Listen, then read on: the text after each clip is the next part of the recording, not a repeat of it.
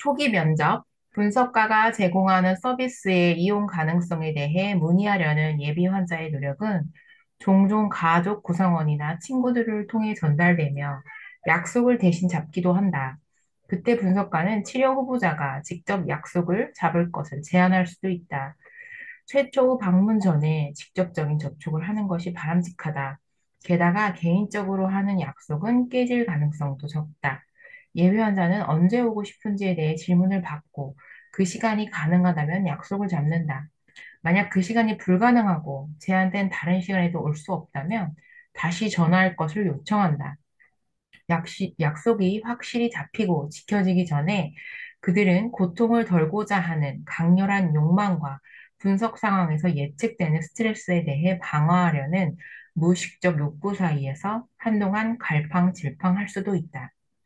어떤 이유로든 예비 환자가 직접 치료 약속을 잡지 못하더라도 예비 환자만 동의한다면 친척이나 다른 사람이 약속을 잡고 치료사의 사무실까지 동행하는 것에 반대할 이유는 없다.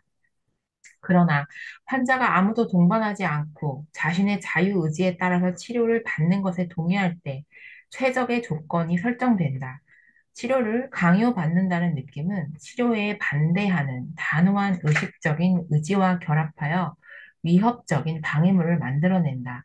그리고 적어도 일정한 시간 동안 이런 방해물들은 치료를 불가능하게 만들기도 한다.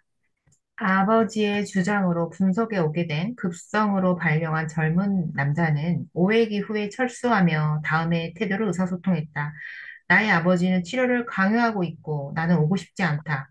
분석가는 자신의 소망에 반대하는 치료는 하지 않는 것이 더 좋다는 정보를 알려주었고, 그는 강요받지 않았다는 것을 자신에게 납득시키기 위해 치료를 중단했다. 열흘 후에 그는 자신의 의지로 치료를 재개했다. 관계 형성을 가능하게 만들어준 최초의 태도 변형은 다음과 같은 효과였다. 나는 아버지의 강요에 따라 치료해 오는 것이 아니고 내가 원해서 온다. 첫 방문에서 치료 후보자가 언어적으로 그리고 비언어적으로 전달하는 특유의 요유부단한 태도를 수용하는 것은 그가 자신에 대해 편안하게 표현하는 것을 도와준다. 그것은 또한 면접하는 사람으로 하여금 잠정적인 진단을 하고 간단한 가족사를 모으고 이 사례에서 발생할 변화에 대한 다양한 방해물들을 예상하고 그가 그것들을 다루기 원하는지 그리고 효율적으로 다룰 수 있는지에 대해 결정하는 것을 돕는다. 치료 결정이 어려운 경우에 분석가는 환자가 이야기하도록 약간은 압력을 가할 수도 있다.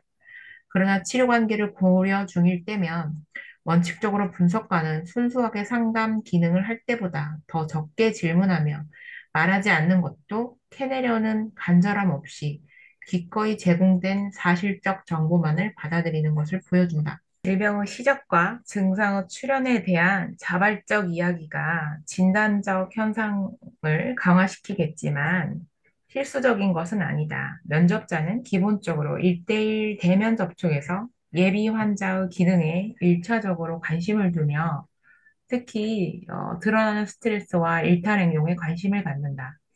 면접 이후 치료가 진행될 예정이라면 단지 진단 목적으로 수행되는 면접처럼 진단을 확장하기 위해 환자가 감정과 사고를 드러내도록 압력을 가할 필요는 없다. 치료단은 단지 환자와 함께 작업하길 원하고 효과적으로 치료할 수 있을지를 결정할 정도의 정보만을 모을 수 있으면 된다. 내가 수년 전 뉴욕주 정신의학 연구소에서 다루었던 환자에게 일어난 이런 일들은 매우 극적이었다. 불안 히스테리로 진단받았던 젊은 여성의 정신증적 사파 사례를 보자. 직원들의 초기 진단은 두 번 바뀌었고, 첫 번째는 조울증적 정신증이었고, 내가 그녀를 맡게 됐을 때는 긴장형 정신분열증이었다. 내가 다른 곳에서 보고했던 것처럼 나는 그녀를 치료하려는 강한 소망으로 하루에 몇 시간을 이 사례에 할애했다. 그녀를 치료하는 과정에서 진단의 순서가 반대되었다. 다시 말해, 그녀는 직원에게 다시 조울증처럼 행동했고, 이후에는 불안 히스터리처럼 행동했다. 내가 그녀를 치료한 지 6개월이 지난 후 그녀는 정상으로 보여 정신의학연구소에서 퇴원했다. 네, 일반적으로 임상적 관찰만으로 치료를 시작하는 환자의 감정적 문제의 본질에 대해 충분한 정보를 습득하려는 숙련된 분석과 후 당장의 필요를 만족시킬 수 있다. 추가적인 진단 과정은 이런 목적에는 거의 필요치 않다.